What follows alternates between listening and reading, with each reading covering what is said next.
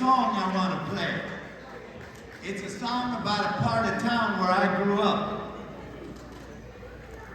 We gonna play that? East LA, baby.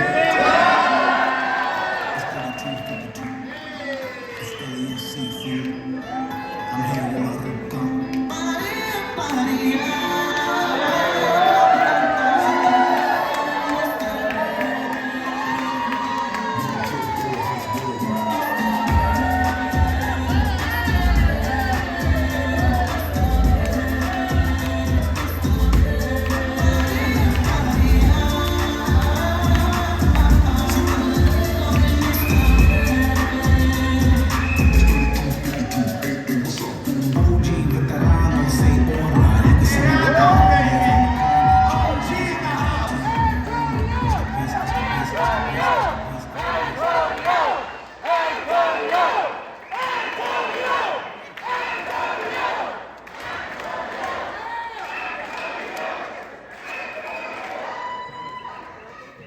I see so many friends and family, but let me begin with my family.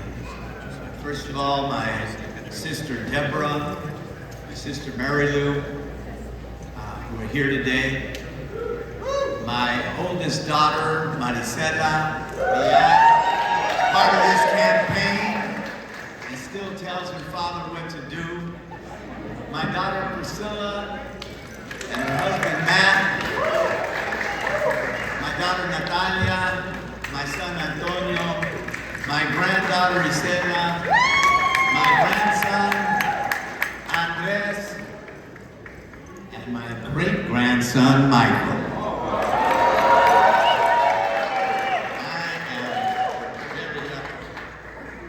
You know, today we gather in a moment of great challenge and great possibility.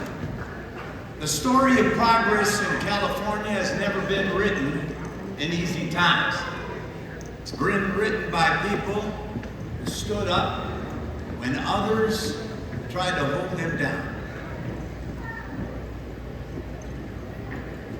By immigrants who crossed deserts with nothing but the shirts on their backs and hope in their hearts. By families who believed that if they worked hard and stood together, tomorrow would be a better day. That's the California I believe in, and that's the California worth fighting for.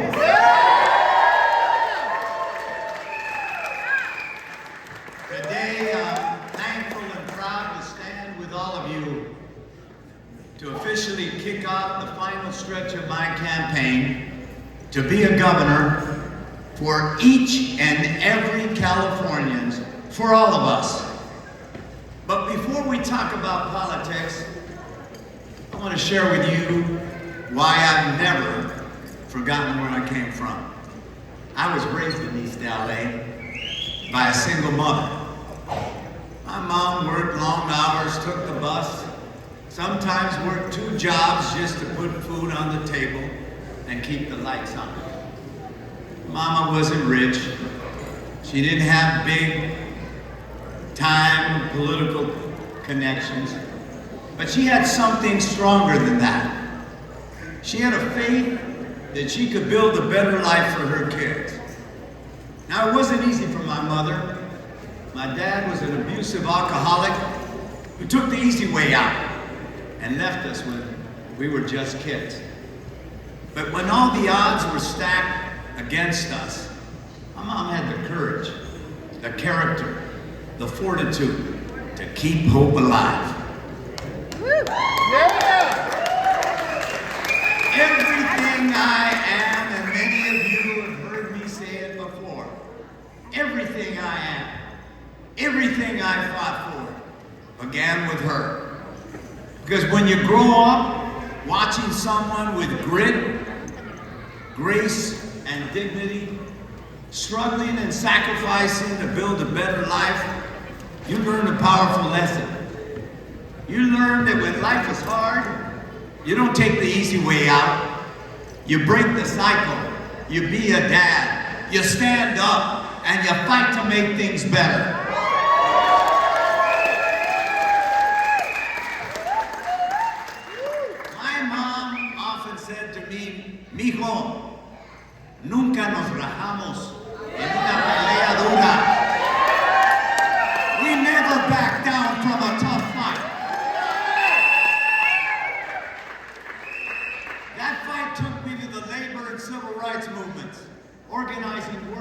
have been ignored for too long, defending the rights of immigrants, women, working families, protecting our civil liberties when they were under attack. It took me to the California State Assembly, where I had the honor of becoming mayor. And it brought me back to my hometown, the City of Angels, where, like my friend and sister, Karen Bass, I served as your mayor.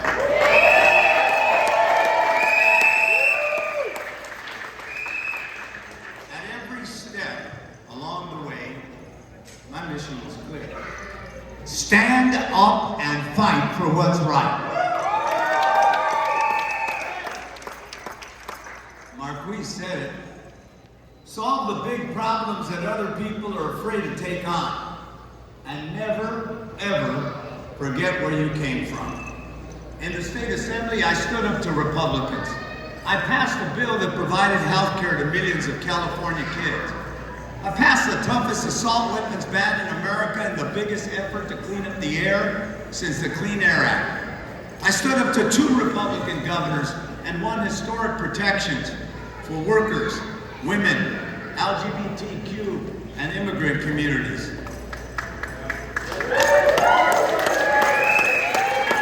When Pete Wilson tried to deny health care and education to immigrant families and their children, we stopped him in his tracks and opened the door for a new generation of leaders, some of them who are standing with us right now. We spearheaded California's transition from purple to blue. We knew that you can't move California forward by leaving vulnerable Californians behind. We knew that diversity is no weakness, it's our greatest strength. As mayor of LA, we showed what's possible when you dream big and focus on results, not rhetoric. We turned around failing schools and increased the graduation rate by 60%. We cut crime by 48% with constitutional and community policing.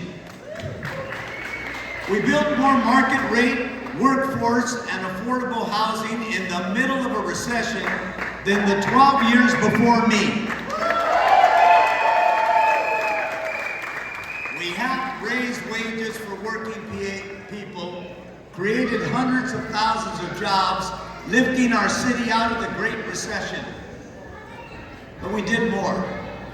We made LA's port the cleanest, greenest port in the world, and the nation's #1 city in reducing greenhouse gases.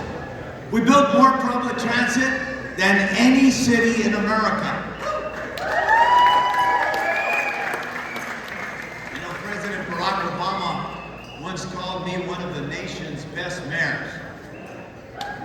But wait, while I was grateful for that, I know what matters most. It isn't the praise we get, it's the progress we make. Because leadership isn't about big talk. It's about doing big things and making life better for working and middle-class families. And right now, California desperately needs that kind of leadership. Let's be honest with each other. Life in California is too expensive. People can't afford to live here. Families who have lived here for generations are wondering if they can still afford to live in California. Young people who grew up here no longer believe that they will ever be able to buy a home. Working and middle-class families are watching the cost of groceries, gas, rent, and everything else climb higher, and wondering how much longer they can make it. And they're asking a simple question: who's fighting for us? Today I want you to know the answer. I'm fighting for you. But I can't do it alone. We all gotta fight for a better life. As governor, I have a plan to hold the line on property taxes, to crack down on price gouging, to bring down the cost of gas and groceries, to build more housing so teachers, nurses, and yes, construction workers can afford to live in the communities they work in. Because the California dream is not just for the rich and famous. It belongs to all of us, to each and every one of us. But there's a big challenge we have to confront first. Donald Trump and his MAGA agenda are targeting California. Tariffs are taxes that raise costs on nearly everything we buy. And now billions of dollars spent on a war in Iran that's raising our gas prices here at home. He's attacking our schools and healthcare. And shamefully, most shamefully, his ICE thugs are terrorizing our communities. Families ripped apart, children living in fear, raids in churches, hospitals, and schools. Violence that has no place in a nation built on the rule of law. Let me say this clearly. We must stop ICE, and I have a plan to do it. You see, we need uniters right now. When I'm governor of California, this cruelty will end. Basta ya! Basta ya! Basta ya! No more ripping children from their parents. No more illegal raids in churches and schools. No more arrests without warrants. No more excessive violence.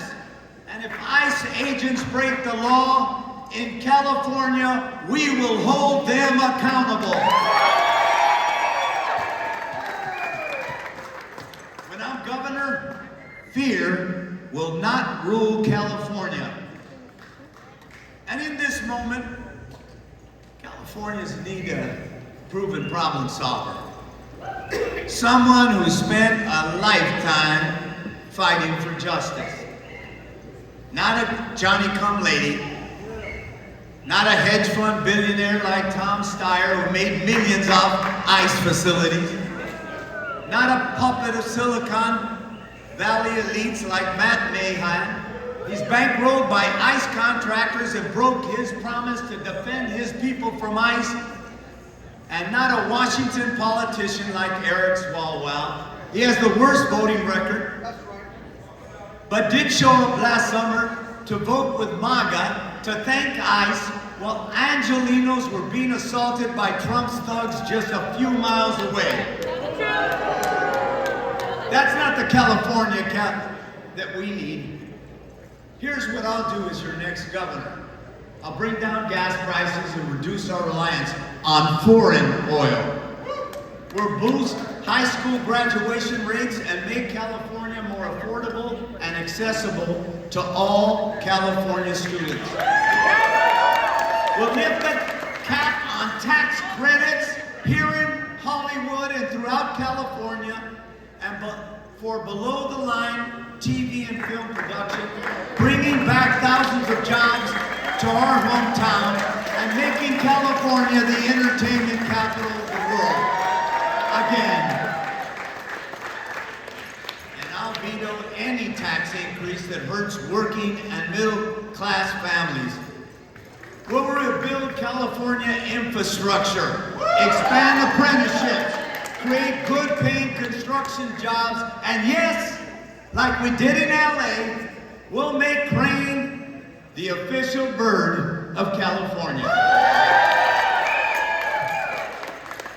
We'll support an initiative on this year's ballot that will create historic first-time owner opportunity so that generations of Californians can afford to stay here and buy a home.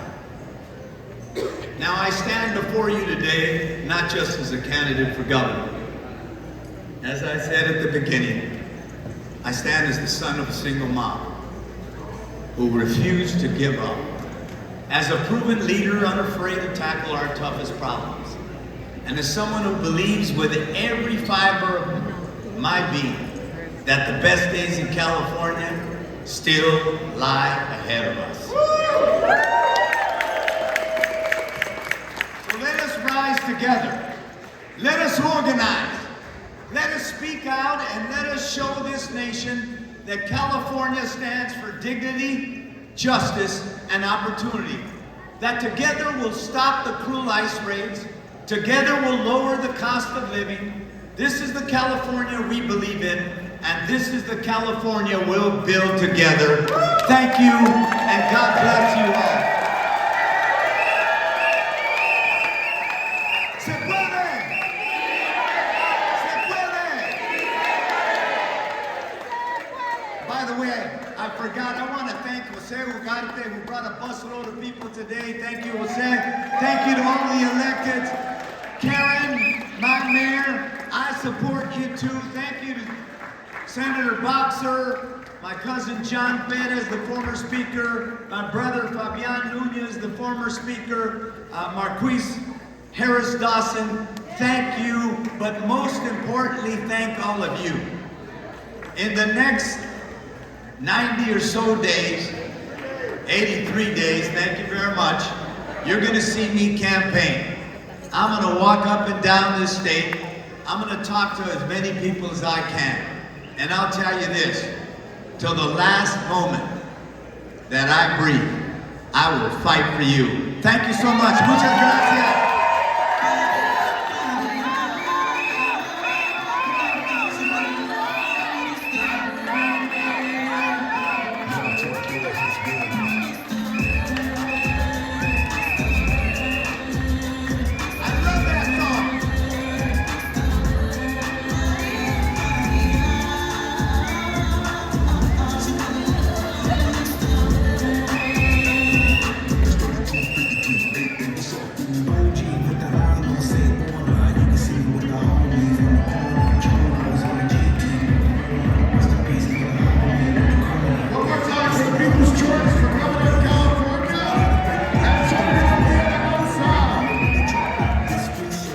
We want to make sure everybody